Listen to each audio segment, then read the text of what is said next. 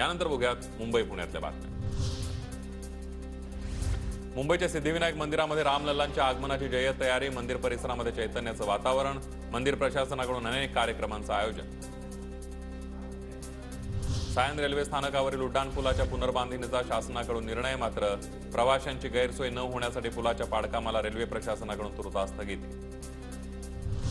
अटल सेतूवरील बेशिस्त वाहन चालकांवर दंडात्मक कारवाई। 650 वाहन चालकांकडून 7 लाखांपेक्षा अधिक दंड वसूल। न्हावा सेवा वाहतूक पोलिसांची कारवाई। राजधानी मुंबईमध्ये पोलिसांचा तुटवडा। 12,000पेक्षा जास्त पद रिक्त। माहिती अधिकारातून रिक्त पदांची आकडेवारी समोर।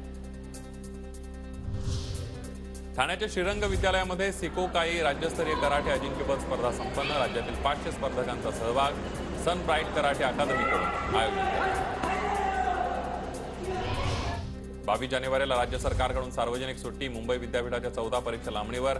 पुढील परीक्षा 31 जानेवारीला घेतल्या जाणार। पुणे जिल्ह्यातील अंतिम मतदार याद्या तयार। 23 तारखेला अंतिम मतदार यादी जाहीर होणार।